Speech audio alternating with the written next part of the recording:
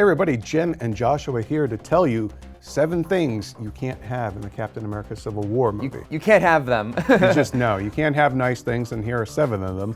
Now, the Captain America Civil War movie is now filming in Atlanta. It's got a bunch of characters in there, mostly people that we already know from the MCU. And with that coming out next year, we went through the comic book and we're like, they can't do quite a few things, like 7 big things. There's a lot that can't be done, so don't expect a literal adaptation of the comic. So Joshua, let's kick it off with number 1.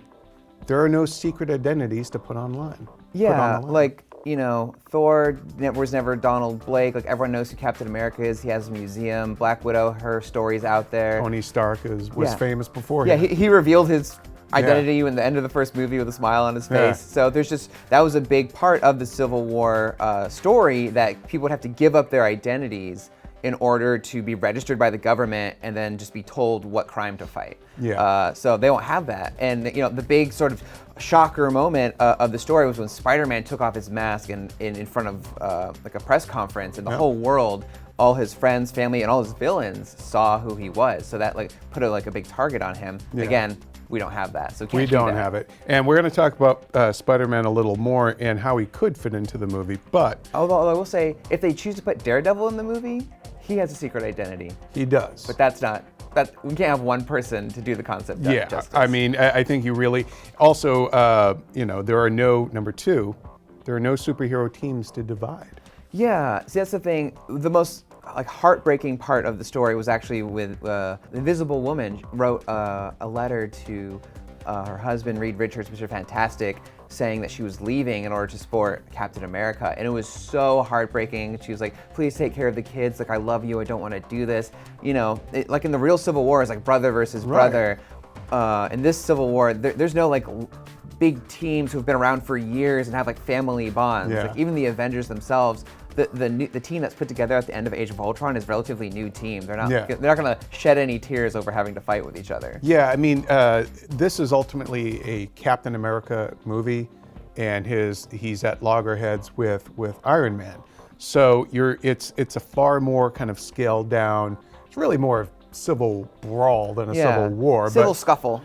Which brings us to number 3. There's not enough superheroes. Not to have a war, right? So let's see. We've got Thor. More of a bar brawl, really. Thor and Hulk, we think, are off the grid. Of course, they could show up. Marvel could do whatever they want, but at the end of Age of Ultron, they seem to be off the grid. And there was an official announcement from Marvel of, you know, who's in the movie, and you know, there's pretty much every Avenger and MCU character outside of Guardians, superhero-wise, that'll be in there, including Ant-Man. Yeah. So we got Cap, Black Widow, Falcon, Vision, Scarlet Witch, War Machine, Iron Man. We know Black Panther is going to make his debut. Ant-Man. You said Doctor Strange could pop up. Possible. We know Benedict Cumberbatch has been cast. Daredevil is a character people want to see. Captain Marvel maybe, because she's getting her own movie. They could cast her and put her in there. My only thing is that Kevin Feige has said before that he really wants her own introduction to, because it's such a because now you're bringing in space, it's going to get confusing for people. And of course, Spider-Man, people want to see him in there. We know he's going to be in a Marvel Cinematic Universe movie before his solo movie. Right. We're all assuming at Civil War they are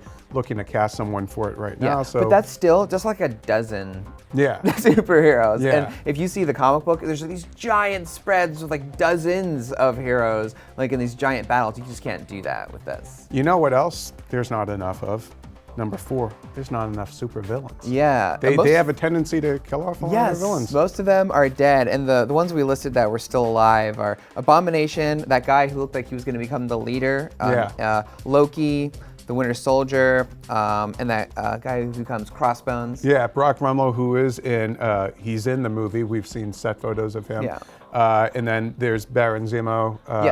And Daniel Bruhl is playing him. Will be introduced, but again, Loki's not going to be a part of this. We think Winter Soldier will become a hero like he does in the comic books. You know, are they going to use 3 villains from Incredible Hulk, Abomination, Leader, and General Ross is in there. Yeah, he was announced for the movie as well. I mean, I guess Tony Stark can just invent more like machines. It's just to go and Ultron fight all them. over again. He creates all these Kind of. robots. Yeah. Yeah, and just again, the big thing of when the point in the comic book where you knew that Iron Man was the bad guy was when he recruited like the Thunderbolts, like all these villains and stuff, and made them fight for his side to have a numbers advantage. And it's just like, ugh, it like, made it really uncomfortable to watch. So again, they won't be able to. D-bag move there, Tony. Yeah. They won't be able to do that. You know what else sucks? Number 5, there's no negative zone. Yeah. Tell the folks what that is. Yeah, that's like this alternate dimension that was featured heavily in Fantastic Four stories. Pretty much to use it as a prison to put anyone who opposed the registration of superheroes and lock them up and put them in another dimension, which is and it's ruled by evil Superman bug people. did that.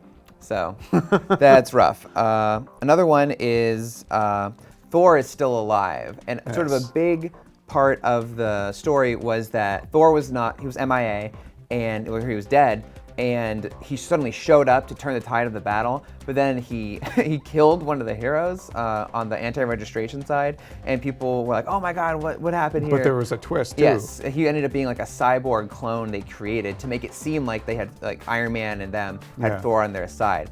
I guess they could still do that. I mean, I guess maybe Scarlet Witch in a way could kind of fill that magical role, if you will. But I still think she's probably going to be the one that does something that sparks all this anyways. So number 7, our final point.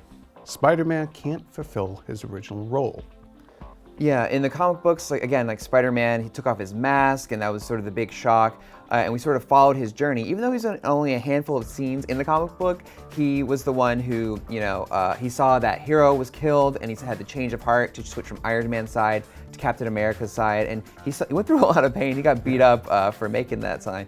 But it was sort of like, as the audience, we sort of felt for his journey the most. And he's the one we'd want to see in the movie, but we're not going to get that.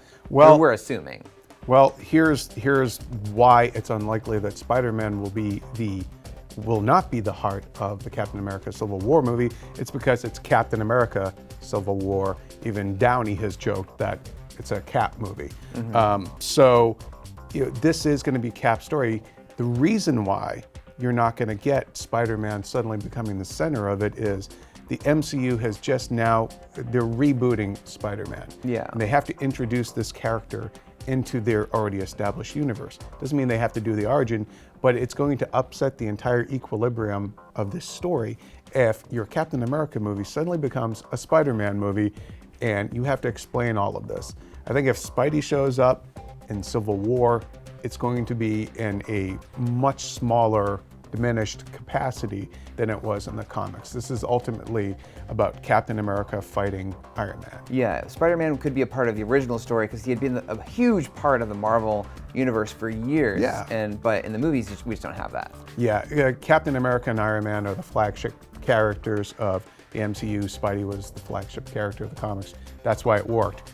So we want to know what you think about this, how you think the Captain America Civil War movie, its changes from the comic books, things you would like to see it include. For all things on the MCU, keep it here on IGN.